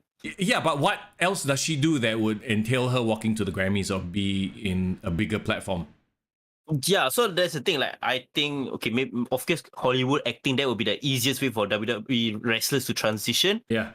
But the ones that I feel like can become a star just by wrestling, right? Few and far between. They need to be able to kind of adapt and do something else, Hollywood or whatever it is. Well, let's face it, let's be real. It's very hard to be a mainstream star just by wrestling. It is what it is, right? You have to, like, John Cena, go do movies, Rock, do movies. Stone Cold, well, he benefited from a time where everyone was watching wrestling. Yeah. So Stone Cold, I would say, is the last wrestling star that became a celebrity crossover talent just by wrestling. Don't you think so? I agree 100%. Let's see. Sahus, how are you, man? Says, you guys are thinking too deep into pro wrestling's future. Best to think of Elias's brother instead. Okay. And Hales, Thanks for helping us steer the conversation. Yes. Hales says, didn't Snoop Dogg appear in both AEW and WWE? Yes, he did. He was in Cody's. He remixed Cody's entrance music. And then, of course, he's in Sasha Banks' entrance music. Don't forget, he did a move off the top rope in the worst ever frog splash in AEW as well. But hey, still better than, a lot of other celebrities from the past. Huh? It's fine. It's fine. We forgive. Okay, Sahus, thank you so much for helping us segue into the next thing. The post-WrestleMania debuts. Okay, like WrestleMania is WWE's like season ender, right? So new starts, new beginnings, that kind of thing. Let's start with Ezekiel. A lot of the comments I was reading was like, hey, so did Ezekiel Jackson return to WWE or what? Yeah, no, I remember like there was an Ezekiel Jackson back in the day, right? He was in ECW, and did he make it to the main roster, like WWE Raw? I think so. Yeah, he was in SmackDown. He was part of the core. He won the IC title for like a cup of coffee. Right. And that's it. It's weird that they just I don't know where this is going. I'm intrigued. It was kind of dumb. But at least I'm like, okay, where are they going with this dumb shit? And again, they put Ezekiel with Kevin Owens, who just was in the main event of WrestleMania. So clearly they got some plans for him, right? Yeah. Okay, so his whole thing is I'm the brother of Elias. So next week, are we going to see Elias come out? And then, like, are they playing some sort of a weird, this is almost like a throwback to freaking Superstars. Like is he playing two characters now? Like, what's going on? So are he gonna paste back his beard? Yeah. Like glue back his beard or what? Put a fake beard, put a wig, and then like, oh yeah, last week you saw my brother. And then, can you imagine if Ezekiel/Elias wins the tag team championships? Oh my god. But only one of them. Maybe he's gonna play a like Three Faces of Foley character. Who knows? Yeah, but hey, if anything, like I said, as stupid as it is, I'm interested to see where this goes. Maybe he really does have a brother that has been training for a long time, and maybe he does look like him. And then maybe they could do twin magic, but it's Elias and Ezekiel. I don't know. Okay, one thing about his new presentation, right, bro? He looks like a classic 80s wrestler. He looks a bit like Lex Luger, don't you think so? Lex Luger? Really? No, like hey, Elias or Ezekiel always had the body. Like we always know that he was like a jack guy. But this really made him look like a narcissist, like that very clean cut 80s wrestler where it's all about the tights and the body. Yeah, that's because his ring attire is literally just tights, clean shaven face, mid-length hair, and the body lah. Yeah, he looks a bit like Texas Tornado if you think about it. A little bit, yeah. So we'll have to wait and see where this goes. Yeah. Yeah, I mean, interested, curious, but like roll my eyes a bit lah. But sure. Okay. Talking about did you roll your eyes when finally making his debut on Raw? Veer Mahan is here. The crowd pop, legit pop for Veer, okay? Bro, you know what? I think they did their job, bro. They made Veer a hype. You know, like a hype part of Raw. You know, like people want to see Veer now. Yeah, and they're starting him off right by having him destroy. Remember we talked about how Omos should have been destroying a babyface, like literal babyface in Dominic Mysterio. So Veer did exactly that. He comes in and just annihilates Dominic, and then now we are going to see Ray versus Veer next week, right? The difference between Veer and Omos, Veer looks like a killer. Okay, yeah, sure. Even though Omos is like so much taller. Yeah. Okay, Veer got the size, right? He looked monstrous. Yeah, aggression. His feet, aggression. And then they always say he got the eyes of a tiger. They keep talking about he got the eyes of a lion or a hunter, that kind of shit, right? Yeah. He does look like a Bengal tiger from India. You know what I mean? Like he's just gonna pounce on people. You know? Yeah. So I do see him potentially being a very good monster heel. Okay, so what is it about Ray always getting destroyed by the like monster heels from India? We got Kali squeezing his head. Now we got Veer probably going to squeeze his head next week or so. He easy to bully lah, poor guy lah. But I mean, the underdog story works, right? Yeah, and you know what? Veer has the support of the audience and social media. We'll see if this sustains or not, because now the joke is over. He's here. He's here already. Yeah, so can they sustain it? We'll have to wait and see. You know, I'm honestly that he managed to sustain him for so long as a joke lah. So yeah, I'm honestly a bit scared that within a few weeks he'll become like Commander Aziz or Omos. Let's hope not. Speaking of Omos, by the way, Omos now has a new mouthpiece. MVP turned on Bobby Lashley, so apparently this goddamn feud is not over. It wasn't a one-off. They're trying to salvage him. Maybe that's what he needs. He clearly needs someone to talk for him. Mm-hmm. But at the expense of splitting up MVP and Bobby Lashley, though, I don't know. I don't know. We've talked about this ad nauseum, right? The fact that Bobby Lashley as a face just kind of doesn't work. But that's what the storyline seems to be suggesting, that he's becoming a babyface. Yeah. Oh? So I don't know. Okay, but Bobby Lashley is over. Like the crowd respects him. They a lot of them say that he's actually the uncrowned champion because he didn't lose his title. He just got stripped of it because of injury. So maybe Bobby Lashley versus Roman Reigns is a match I want to see. Maybe don't give him a microphone then, huh? Or have him say a few lines and then leave. You know, like every time he has an extended promo, he just loses the flow halfway through. He loses his luster. Yeah, it doesn't work. And actually, speaking of Roman Reigns, it seems like the next challenger for Roman Reigns is Shinsuke Nakamura, right? Which is a surprising choice, but I guess it makes sense. And also, they needed somebody to throw in front of Roman Reigns. We all know how this is going to turn out. It's a filler feud, let's be honest. Yeah. Come on. So, maybe Shinsuke will be like the 1 month feud. Then after that, Bobby Lashley could be next after Bobby deals with Omos. Maybe. That's the thing. I always think the end goal is, especially after you heard Cody Rhodes' promo on Raw, Cody Rhodes gonna be in like a crossroads, no pun intended, with Roman Reigns soon. I feel like, with Cody Rhodes, they really need to bide their time with him. Let him have a feud with somebody else first before he challenges for the title. If not, it seems a bit too soon. Let the audience, and next week and the week after that, when they're in different states, we'll see how the audience reacts to him. Now they're on a hype, he just returned, right? But after these, long promos, like, are the crowd's gonna turn on him again? Give it some time. That's what I say. Yeah. Well, we know Cody Rhodes has a match against The Miz on Raw. So it seems like it's going to be on Raw for the time being. So maybe keep him away from Roman for now. Yeah. I mean, like I said, Roman already has sort of a date with Shinsuke. So that's going to be that. The sad thing is, right, for Shinsuke, like, he has no boogs. He literally has nobody with him. Meanwhile, Roman Reigns has everybody with him. So how? Yeah. A bit sad lah, but the thing is, do you see that Roman is injured? Like, I can tell from his mannerism, he is, Oh, because of the whole arm issue. Yeah, he was having trouble raising his title. and all that kind of stuff. So I don't know. I feel like maybe WWE is gonna try to not take the title off him clearly, but try to give you as little action as possible. Well, but it works for him as the unified champion. So like this, and somehow now he's hopping between Raw and SmackDown, which kind of sucks, right? But he's probably just going to show up, cut promos, and from SmackDown, I feel like maybe the focus is going to be on the Usos trying to unify the tag team titles, which is very interesting as well. Yeah, because Rated RK Bro or like RK Bro is like a very legitimately popular tag team on Raw. So they're not gonna give up the title easily. It's not that Usos gonna walk over them just like that, right? Yeah. Okay, so my question is now after WrestleMania, there's a lot of like SmackDown people going to Raw people going to SmackDown.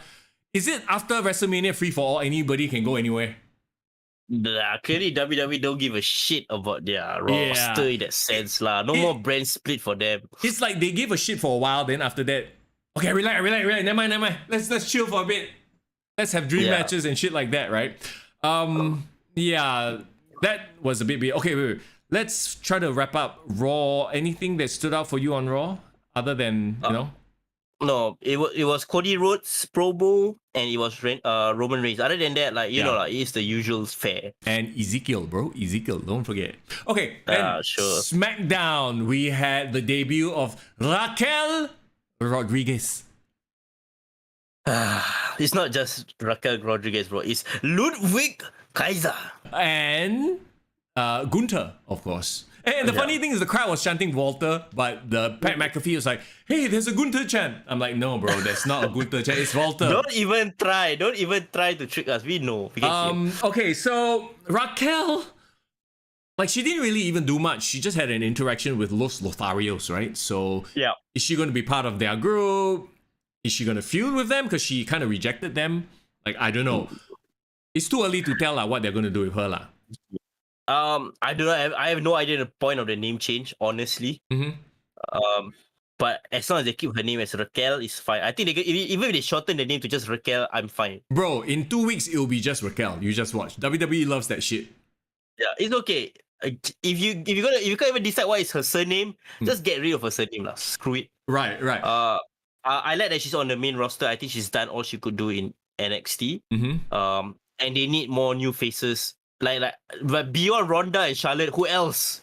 So but they need more faces there. Do you notice she shows up on SmackDown and she's just basically all smiles? So why are they going? Yeah, she tried to play a bit of like smiley good girl again. A bit tough seeing that. Yeah, we all know that she should be this destroyer, this monster, right? Like when she first debuted. So like I don't know, are they trying to make her face? But it's like a bit miscast as far as I'm concerned. Yeah. For now, I'm not too sure what's the direction they're going with. But and plus they need another strong heel. Name me another heel on SmackDown other than Charlotte Flair. Shotzi. Sonya Deville, if she wasn't a GM. Yeah, she's not wrestling. So you know what I mean? Like they need a solid female heel over on SmackDown. But no, let's bring in Raquel Rodriguez and have her smile. Like, okay, whatever. But was Raquel a face before she left NXT? She was, right? She was. She reformed with Dakota Kai. Remember? She had a huggy moment. I think maybe that was their she's moving up to the main roster. Let her have a cheer before they ship her off. Yeah. But you know what? She wasn't the girl that I was interested in on SmackDown. Okay. Lacey Evans. Lacey Evans. Okay. In what I would describe as lingerie, but with army pants. Like that outfit. I was like, what the? I don't know what to make of the outfit lah. Yeah, like why cannot wear just you want to okay, so her whole idea, and she's like leveraging on her actual real life history, like being in the army, which is great. This is who she is, right? This works better than her whole Southern Belle gimmick that she used to have.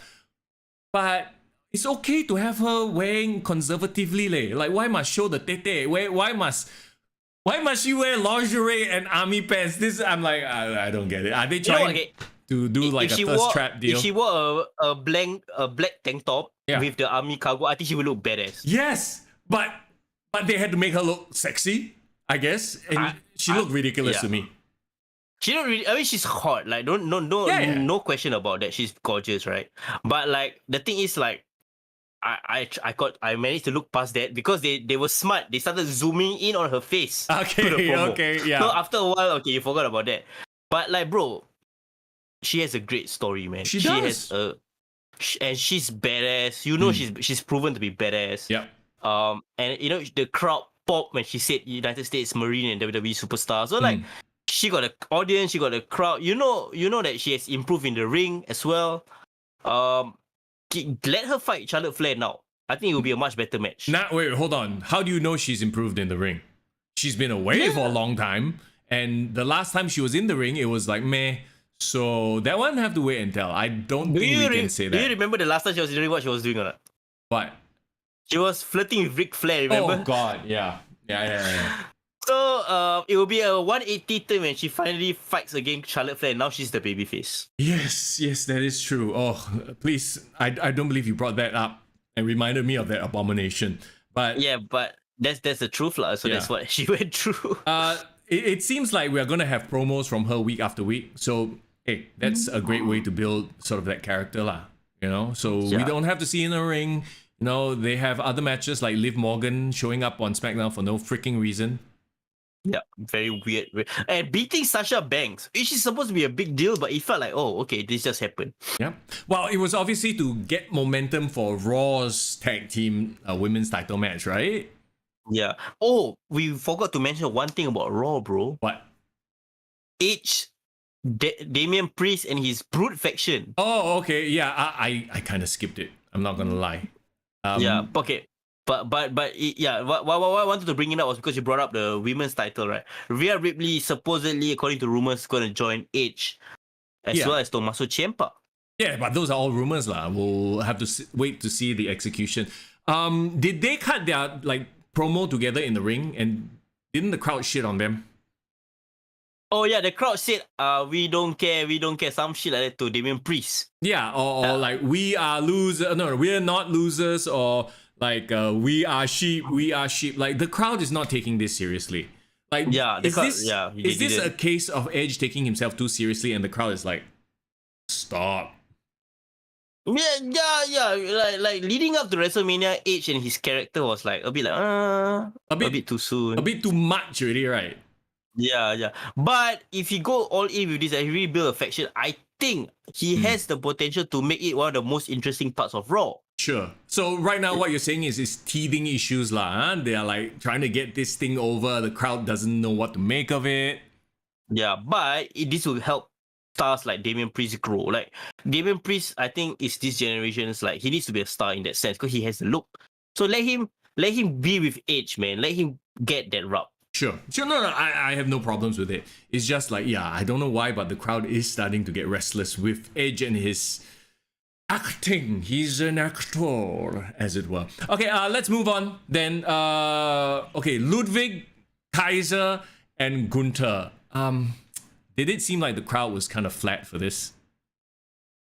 Well, once Gunther was in the ring, I think the crowd started to enjoy it. I mean, like, nobody does not enjoy a Gunther match, right? Yeah, Gunther, like, destroying a fella. But, like, you know, they stripped away the best parts of him. Da, da, da, da, da. Like, I don't understand why they had to get rid of that music. The new music is not...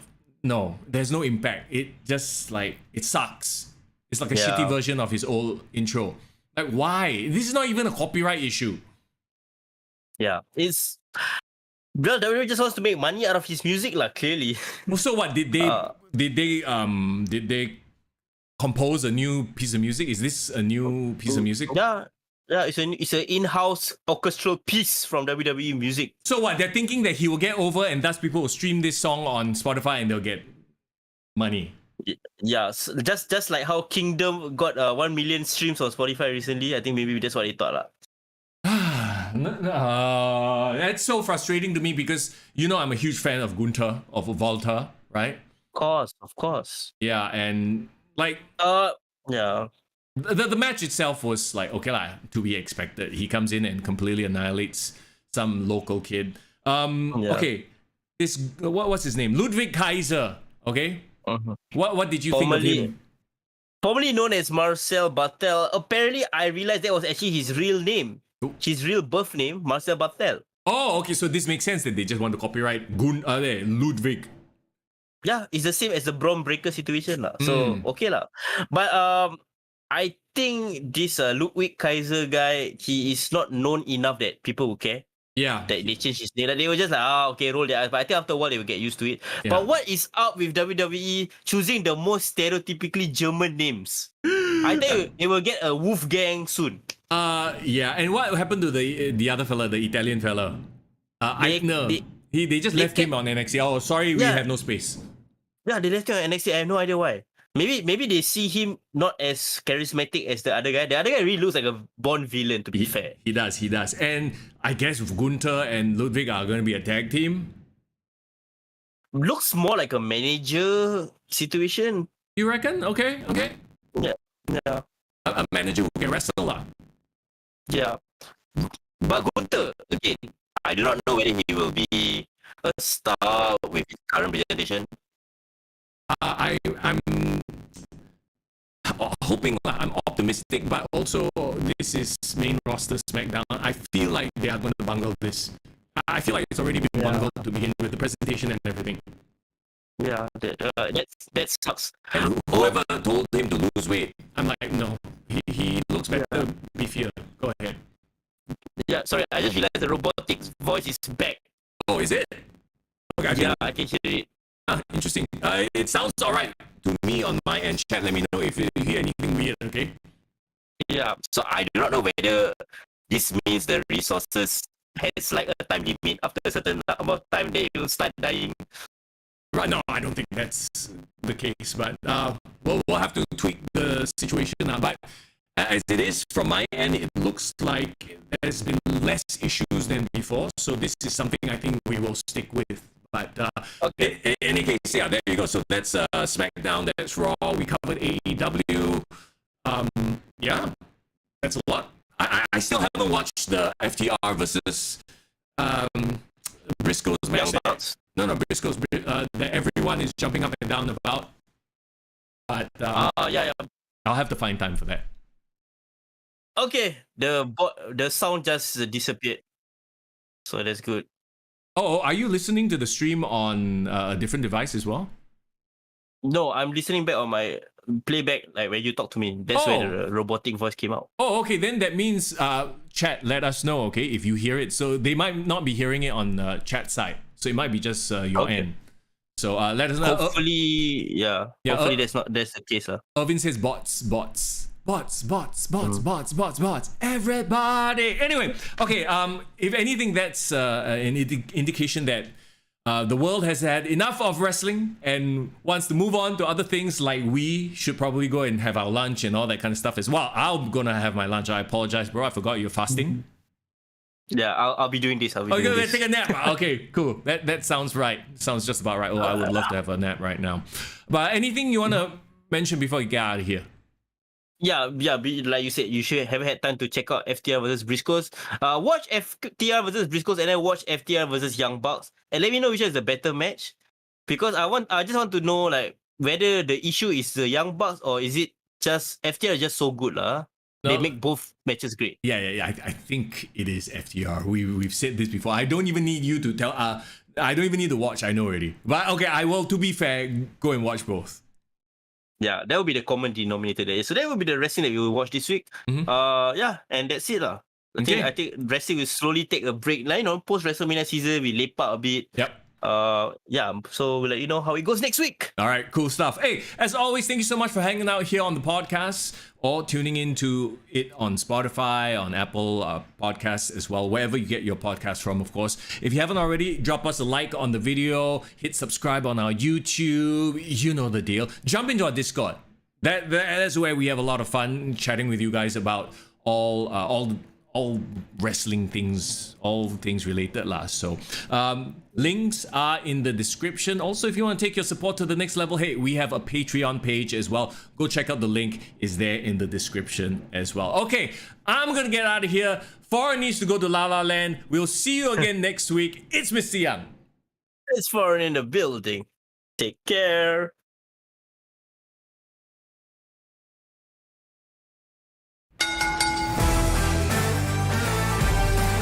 Kick to the gut. I like it.